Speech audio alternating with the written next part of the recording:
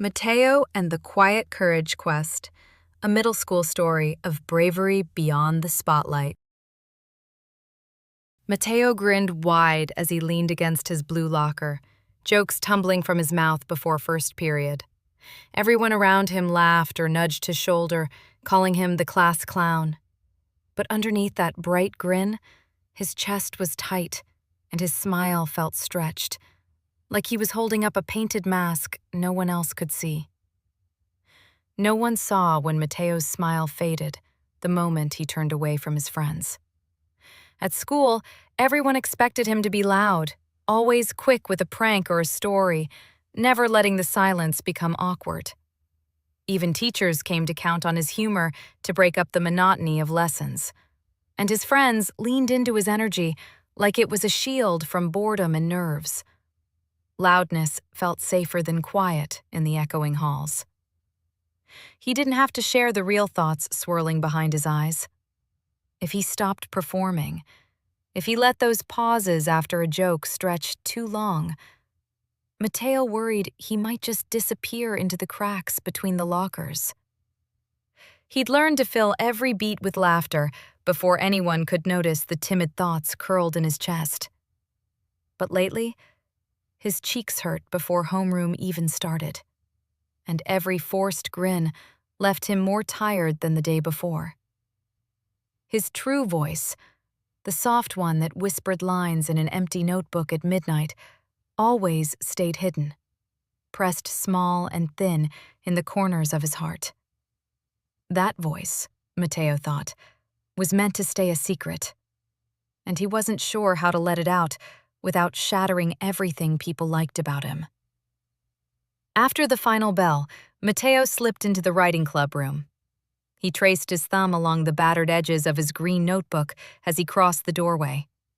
Inside, the desks were pushed together to form a wide circle, and the board was already peppered with sticky notes and half-erased quotes from last week's meeting. Sunlight spilled over the wood trim, warming the wall and banishing the chill from the hallway. For a moment, the world felt smaller and quieter, like someone had turned the volume down just for him. Mateo always sat by the window, close enough to sunlight that he could doodle spirals in the margins of his notebook without anyone noticing, but far enough from the board that he could disappear into thought if he needed. He tucked his backpack beneath his chair, heart slowing as the clubroom's familiar mess surrounded him. Here, silence wasn't so scary. Here, it felt possible that someone might care about the quiet things he kept tucked between notebook pages, even if he never managed to say them out loud. Miss Pritchard swept into the room, lopsided smile in place, and raised her purple marker. Today's prompt: write about a time you felt brave. Jamal shot Mateo a silly grin. Bet you ran into a burning building, huh? Ava hugged her flower print pencil case and laughed softly. The room buzzed with low excitement and anxious glances. Nah, more like I saved everyone from bland cafeteria pizza. Mateo shot back at Jamal, his voice bright and loud enough for others to hear. He felt the old pressure nudge at his ribs. Be funny. Play along. Don't let anyone see how much a simple question unsettled him. Ava was already scribbling in her pastel notebook, her eyebrows knit with concentration, while Jamal's pencil spun idly between his fingers. Miss Pritchard surveyed the group, her head cocked just a little, as if she could see right through the cheerful noise to the quieter truths underneath. Mateo felt his breath catch when she smiled at him. He uncapped his pen, heart bumping up in his throat, and stared for a long time at the blank page. Write about a time you felt brave. The joke about pizza popped up first, easy and glib, but beneath it, a memory pressed close. The night he lay awake, listening to rain and missing someone he'd never admit to missing out loud. Bravery, Mateo thought, wasn't always in shouting or charging in. Sometimes It was letting your real fear show.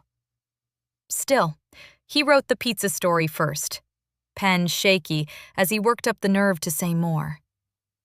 After the easy jokes filled a few lines, Mateo hesitated, pen hovering above the page. His thumb traced the spiral binding, searching for courage. What if he tried writing something actually true? He swallowed the flutter of nerves in his belly and pressed his pen to the lined paper.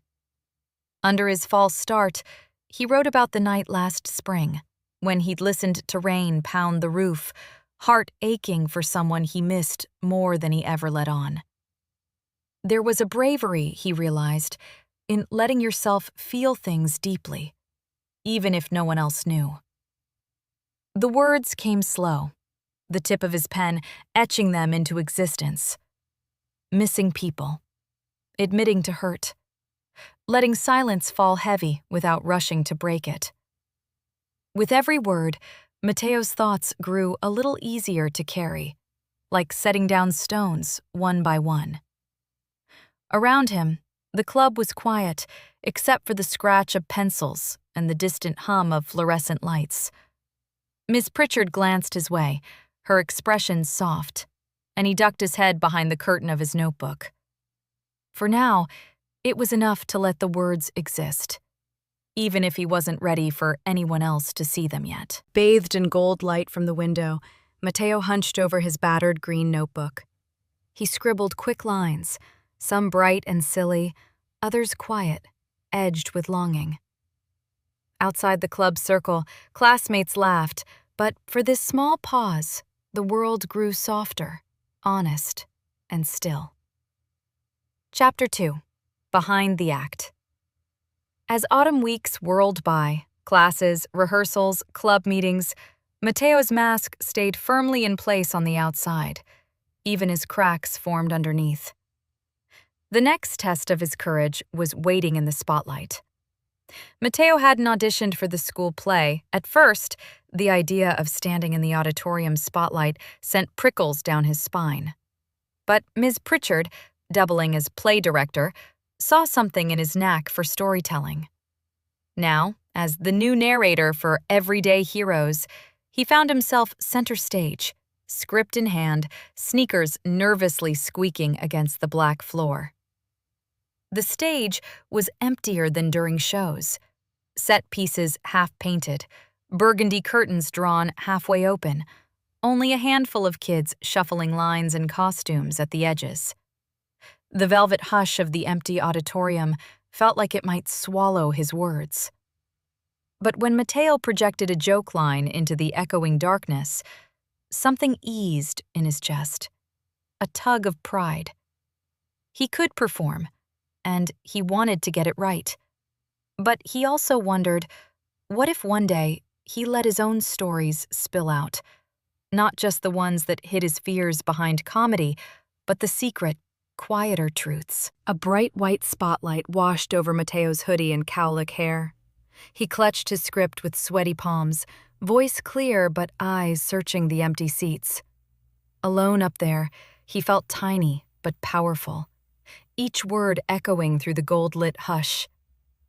At the next writing club, the prompt was simple, but its answers were not.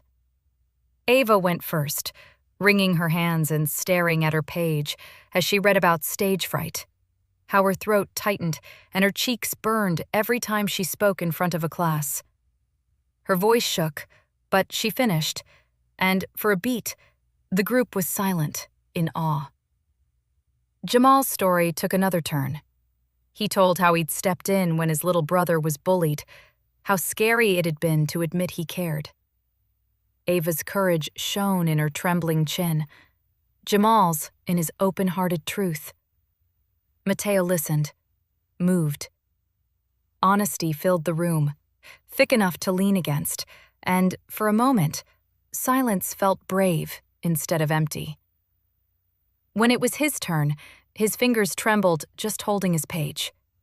He glanced at the door, nervous enough to run, but something, maybe Ava's pride, maybe Jamal's pat on his knee, kept him anchored. Mateo reread his piece about childhood rain. His voice was thin, uncertain, but he didn't falter. After he finished, Mateo hunched in his chair, unsure if anyone else had noticed his hands shaking. The silence after his soft ending felt charged, like the pause after a thunderclap. Ms. Pritchard offered a gentle, approving nod. Jamal clapped him softly on the back, not too rough, just enough. Ava's voice, shy but firm, reached across the circle. That was honest, Mateo. It felt real. The room filled with relief, a relief heavier than embarrassment or fear. For the first time, Mateo realized telling the truth could draw people closer, not drive them away. He'd thought his quiet thoughts would make him seem weak, but he saw now how courage could take different shapes. On paper, in a trembling voice, or in the soft space after sharing something true. The club moved on with its discussion, energy brightening. But for Mateo, that moment pulsed in the back of his mind, warm and bright as sunlight on his notebook. Home was always where Mateo could let go a little. Late that evening, he retreated to his bedroom nook. Walls splashed with taped-up doodles, a box of colored pencils and paint-smudged erasers perched nearby. He traced lines and shapes, sunbursts, storm clouds, and fragments of words that had felt too raw to share in club. Digging through a drawer for a new marker, his fingers brushed against something soft and bright. His aunt's lemon-yellow scarf, long and hand-knit. He'd always thought it was too bold for him, too loud in its color. But today, he wrapped it around his neck anyway. The sunshiny yarn warmed his chest and made him smile, even as quiet anxiety kept poking at him. Would anyone notice? Would they laugh? Mateo stood in front of the mirror, adjusting the scarf over his faded blue jeans and comfy hoodie. It looked strange at first, like a signal he wasn't sure he wanted to send. But after a minute, he left it on, curious to see what the world would do with a version of him that felt a little less hidden. Mateo tugged his yellow scarf, watching a group of kids pass by his locker. Someone snickered. "Too flashy for you, Matt." Mateo's shoulders tensed, but he didn't take the scarf off.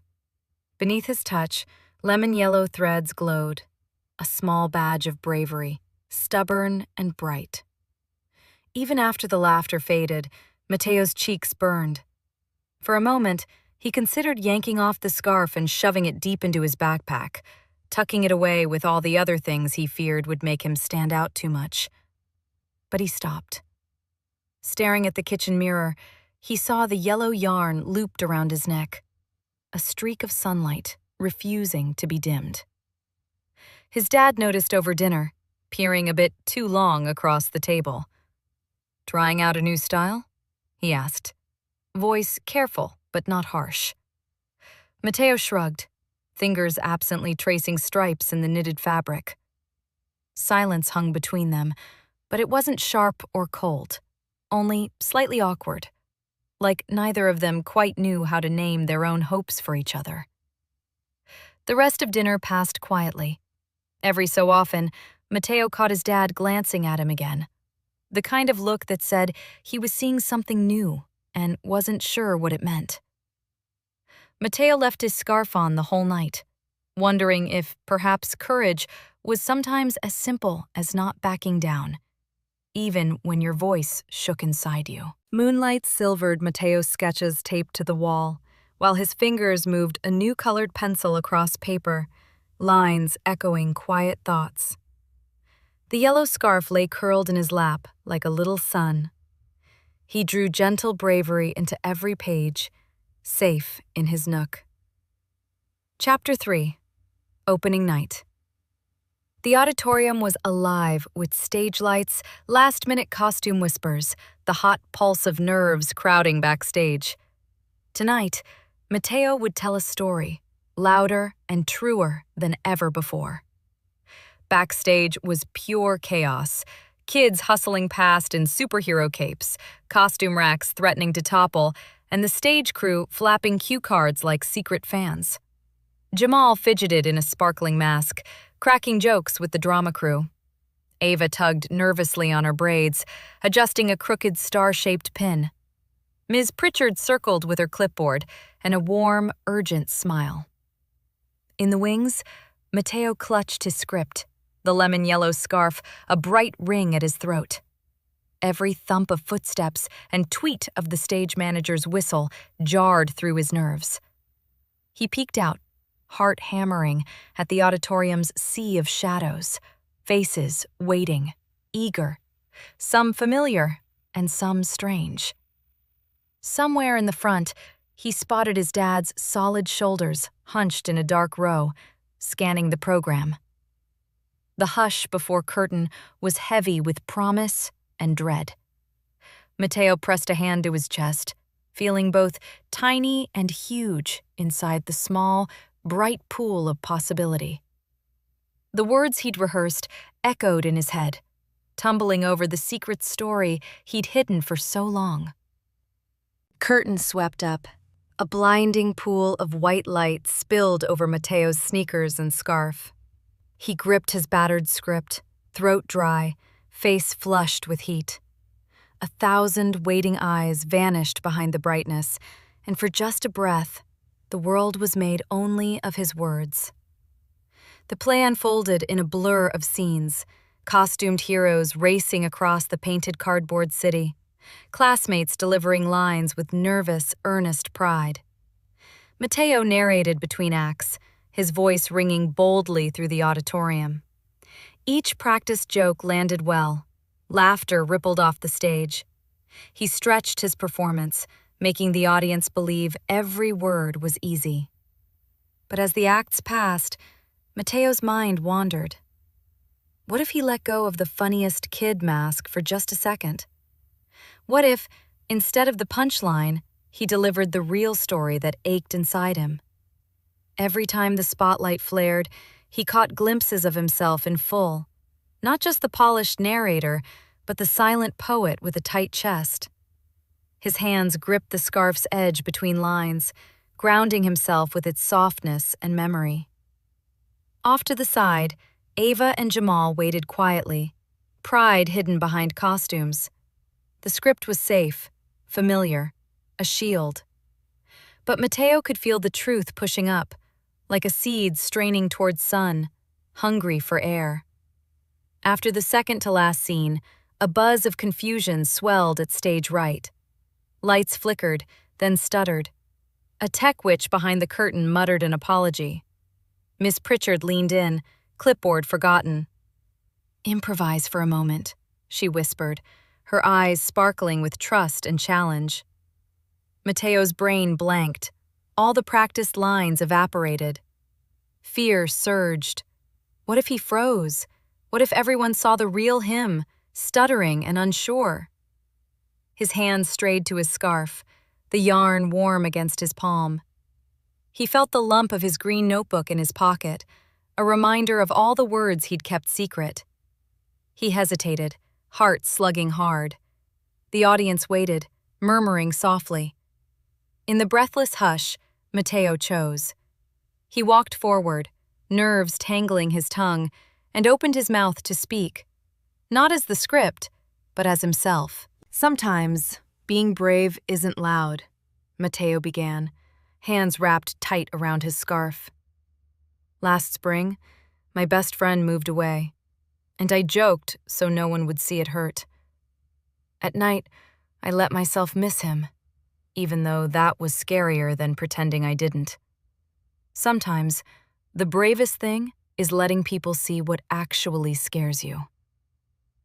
The silence that followed wasn't awkward or empty. It hummed with meaning, filling the big, shadowed auditorium with a dozen possible futures. Mateo let the heavy, expectant quiet wrap around him, heartbeat thundering against his ribs. In the wings, Ava's cheeks glistened, and Jamal clapped slow, his grin sincere. Ms. Pritchard dabbed her eyes behind her glasses. The applause began tentatively, then swelled, shattering the stillness with relief and joy. Mateo's throat tightened, but this time it wasn't from pretending. He felt all the fear and hope tangled together, bright as his scarf under the lights.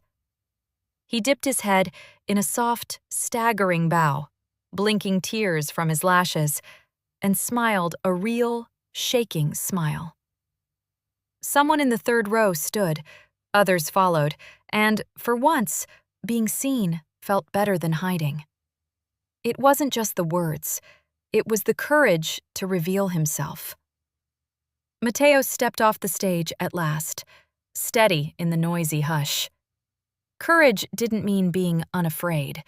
It meant letting people see your truth and trusting that some of them would understand. Backstage thrummed with warmth. Jamal threw his arm over Mateo's shoulders. "That was epic, man." Ava dabbed her eyes, smile soft. For once, Mateo didn't feel like a performer on the outside. He belonged at the center of his own story, surrounded by real, brave friends. Chapter 4. True Voices. The next Monday, school buzzed with rumors about the Brave speech. In club, Mateo learned what happened when honest words spilled into the light. They sparked others to tell their stories, too. First, it was Nina, a younger girl with a star headband who waited by Mateo's locker. Her fingers fidgeted with a sticker on her glittery notebook, eyes darting between her shoes and his scarf. "I always try to act tougher," she whispered, voice catching. "But your monologue, it made me cry." For a heartbeat, Mateo didn't know what to say. The shield of jokes fell away, replaced by something raw, more vulnerable, but also stronger. "It's okay to feel scared," he offered softly. "You're not the only one." Other club members stopped by, quick to say, "That was real," or "I understood every word." Ava hugged her pencil case to her chest, cheeks fiery pink, and Jamal nodded with rare, wordless admiration. Suddenly, Mateo saw. Every brave truth he shared connected him to the people around him, gently unraveling old loneliness. The writing club buzzed with energy, ideas tumbling over themselves. Jamal drummed on the table, fired up with momentum. "We should do a student night, stories, real stuff, not just poems," he suggested. Ava, her nerves dissolving in laughter, nodded. "What if we called it True Voices?" Miss Pritchard beamed. "Brilliant! We'll hang flyers, invite everyone. Let's show what real storytelling can do." Mateo found himself raising his hand almost involuntarily. "I can host it. I want people to feel safe sharing, like you made me feel." The promise sat heavily but warmly in his chest. A responsibility, a privilege, a leap. The others grinned wildly. Planning began. What snacks to bring, whose older siblings could borrow the art room projector, who would design the banner. Mateo, mind swirling with a new kind of jitters, realized he was stepping into the open, not as the loudest, but as the brave one. In a swirl of paper and color, the club transformed the art room. Mateo and Jamal taped up hand-drawn flyers. Ava strung fairy lights along beams, while Nina arranged chairs. Laughter and hope crisscrossed the bright mess, every detail promising a safe place for honest stories. The night of True Voices, the art room glowed under fairy lights, every wall splashed with student drawings. Mateo, scarf looped tight, stood at the makeshift front, his green notebook in hand. The room filled with faces, some known, some totally new. Shy laughter, nervous glances, the air thick with anticipation. Ava spoke first, voice trembling only a little, sharing a story about her first day at a new school. Jamal followed, telling a funny but real tale of messing up on the soccer field. Then Nina read a poem about being afraid to sleep alone, her words shaking but loud enough to reach the back of the room. Each story built on the last, and by the third or fourth, everyone seemed braver, honesty sifting through the air like gold dust. Mateo's smile was softer, no longer stretched or fake, a real, quiet pride for helping create this space. It wasn't about being the funniest or the loudest anymore. It was about making room for truths that used to feel too heavy to say. When the last round of applause faded, students clustered at the supply tables, filling plates with cookies, comparing nervy laughter, swapping sketches and story titles. Mateo moved through the crowd, offering quiet encouragement. "You were brave," he told Nina, who beamed in surprise. Jamal and Ava flanked him, talking over new stories they wanted to write. Even shy kids approached, hungry for the safety and camaraderie that had filled the room. As the night wore on, fairy lights blinked above heads, pooling in twinkling halos on the paint-smeared floor. Miss Pritchard, leaning on her clipboard, shot Mateo a look of deep pride. For the first time, silence didn't frighten him. It felt spacious, generous, humming with the promise of more stories waiting to be told. He gathered colored flyers left behind, heart swelling with the knowledge that he'd helped build something good, something brave and lasting. The art room was cluttered but radiant, every scrap of paper more evidence that open hearts could change a place forever. After stories are shared, Mateo watched new students slide into the club's circle, faces aglow in fairy lights. From the middle of the crowd, his yellow scarf shone quietly. Ava, Nina, and Jamal beamed at him, silent gratitude weaving between them all, hope blooming. True voices changed everything. Word spread through school. There was a place you could go and read your truth aloud, even if your hands shook. Each week, the club's circle expanded. A quiet seventh grader with a story about her grandmother. A soccer player eager to write about losing a game. A science whiz with a poem about worry.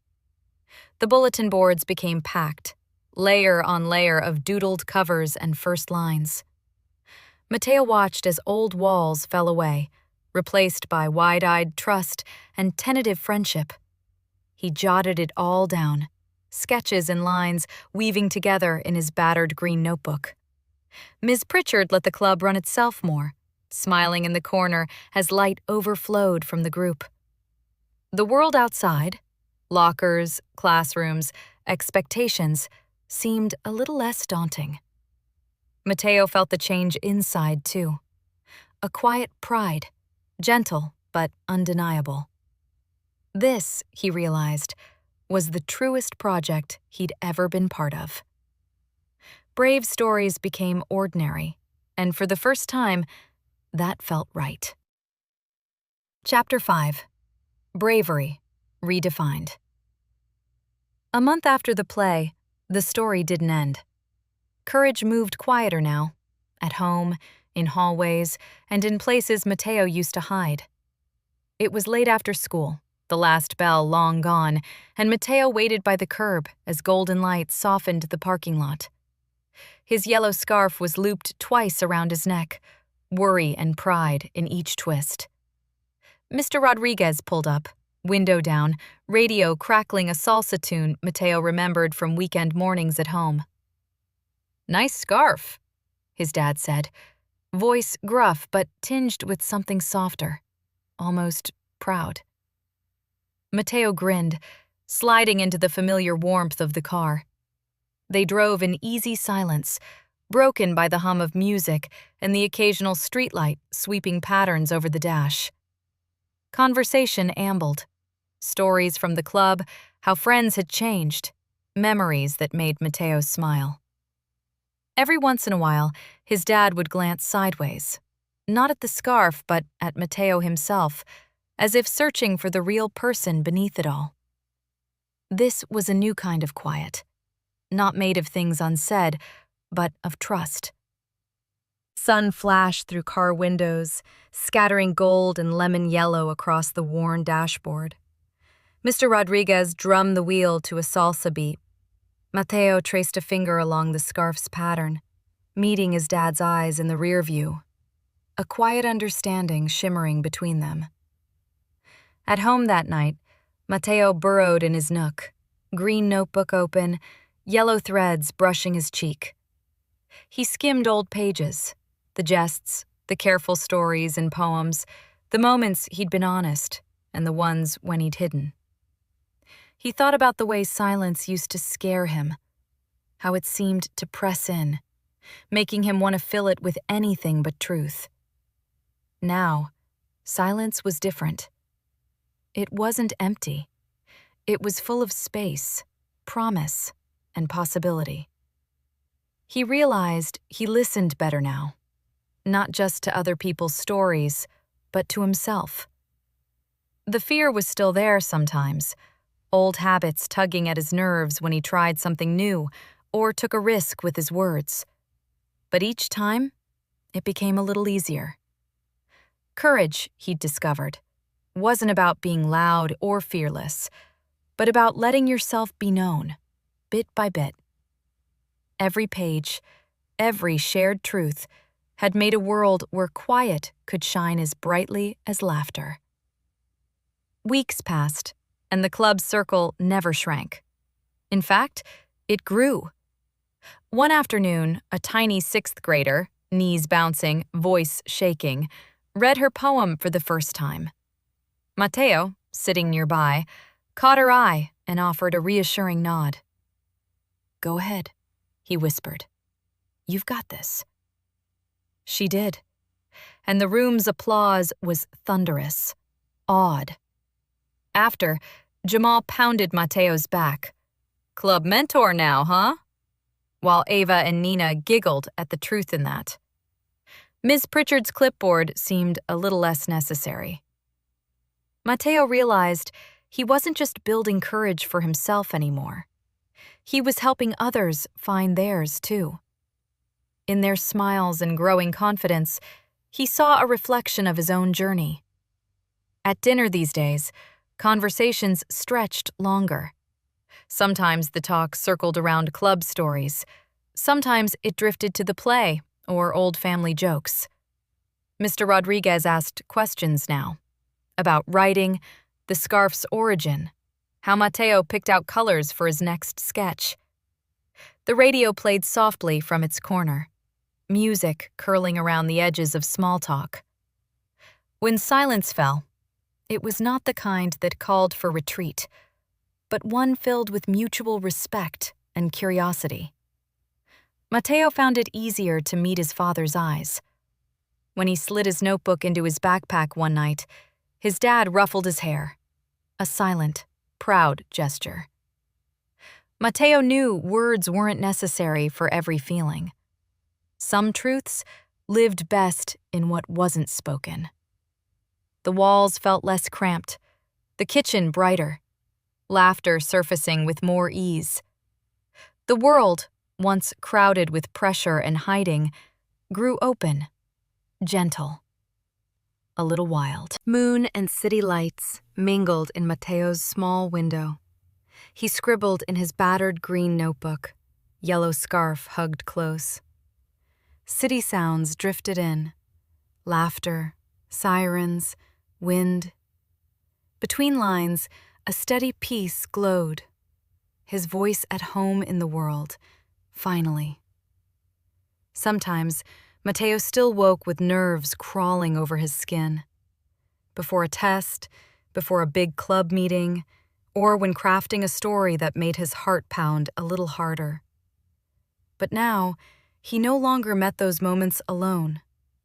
He welcomed their challenge, knowing he could reach for his scarf, text a friend, or simply wait for the silence to fill with possibility.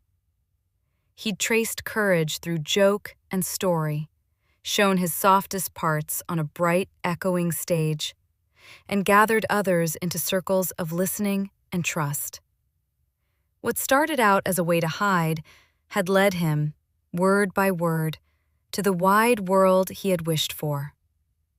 There would always be times when fear whispered, but courage, quiet, humble, and honest, spoke louder now. Mateo found comfort in not needing to be the funniest or the loudest anymore. In choosing realness day by day, his true voice had found its place, and he understood. The bravest stories were often the ones spoken softly, and the most powerful were the ones shared together. Under fluorescent lights, Mateo and his friends crowded by the blue lockers, laughter swirling. Jamal grinned. Ava flashed a peace sign. Nina waved a new sticker. Behind them, a flyer read, "True voices, all welcome." Mateo's scarf glowed. So did his joy. Maybe you know what it's like to hide behind jokes or fill silences with noise. To wish your true thoughts were a little braver, a little more welcome. Mateo learned along the way that there's bravery in the honest pause, in letting your fears and hopes show. If you see yourself in these pages, pick up a pen.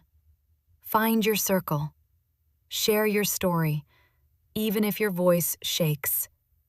Someone is listening, and every new voice makes the world a little wider and kinder. It's not about being the loudest. It's about being true. The club's table is always open.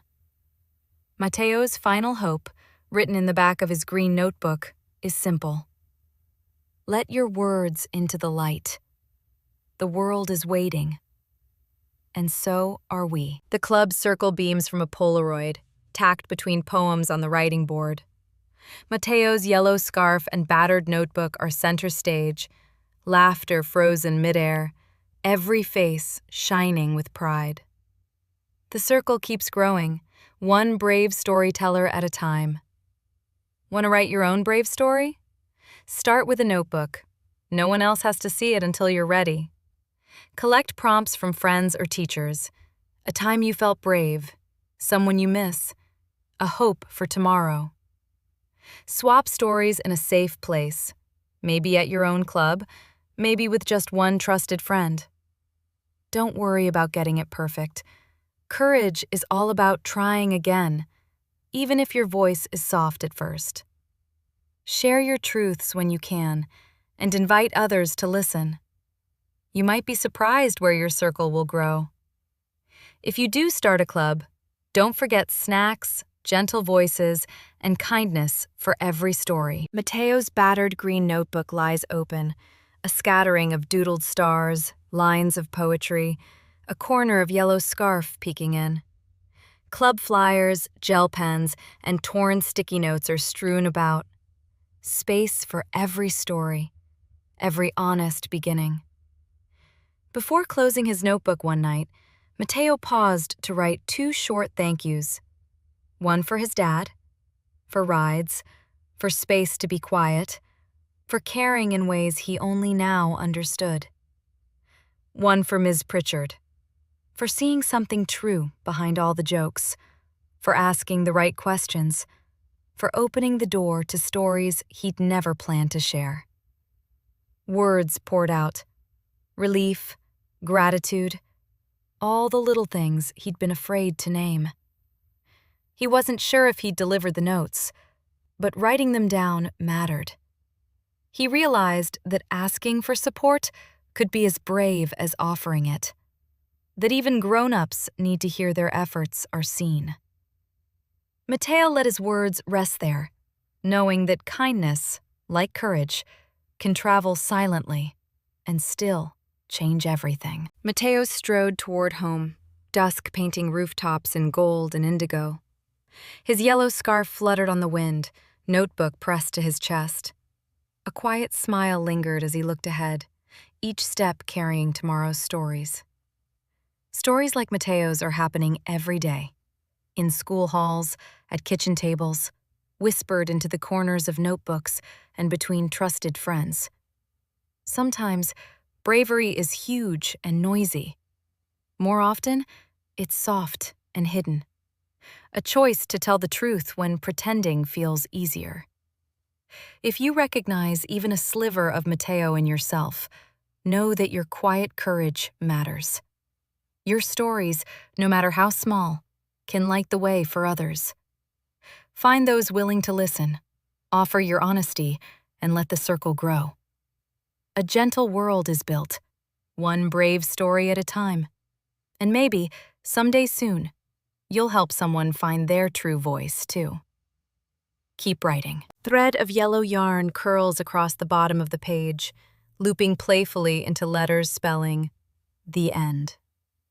A black gel pen rests nearby.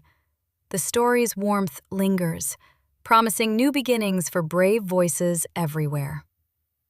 Thank you to every creative writing club, every teacher who makes space for honest voices, and every reader who shares a little more of their real story with the world. Remember, someone is listening. Keep showing up, with jokes, with fears, with dreams. Just like Mateo, Jamal, Ava, Nina, and the rest. Your words matter. The circle stays open. Step in anytime. There's always a spot for you. A blue locker stands ajar, Mateo's patched backpack slung open beneath. The yellow scarf drapes over the bench, green notebook propped in its folds. A club flyer flutters on the wall, ready for the next story to walk by. Want to start your own writing club? Try these steps. 1. Ask a teacher or librarian to help. 2. Find a cozy meeting space. 3. Make a circle of desks or pillows so everyone feels welcome. 4. Share snacks. 5. Pick prompts together or vote on themes. 6. Respect all stories. Listen with your whole self. 7. Celebrate every voice, no matter how small. Remember, a great club isn't about fancy supplies. It's about kindness and trust. Invite friends, be patient, and let each meeting be a new adventure. Like Mateo's, your club might open a door to courage and community that you never expected. Morning sunlight dances on the paint-splattered tables. The circle of chairs is empty now, a gentle hush lingering after last night's stories. On one seat, Mateo's green notebook lies, open blank page, ready for whatever the day brings. Every story in this book started small. A pencil tapping on a page, a whispered line to a friend. They grew because someone chose to listen. If you ever need a place to start again, pick up your pen or find an open circle. There is always room for your words here. Return to these stories whenever courage feels thin, whenever you need to remember you're not alone. The club's door is never closed. Somewhere, Mateo is writing too. Maybe you'll share a circle someday. A green notebook's blank page stretches wide. A black gel pen waits on the margin, next to the soft curl of yellow yarn. This is your space. Every story starts here. What will you share? Thank you for being part of this story. Share your brave words with a teacher, a friend, or even with us. We'd love to hear from you. Drop a letter in your own club mailbox, or write your dreams here for new voices to find. Every story shapes the world. The end. Thank you for reading Mateo and the Quiet Courage Quest. Copyright 2025, Camille Zakowski. All rights reserved. We hope you enjoyed this story. More stories available at smarter-way.com.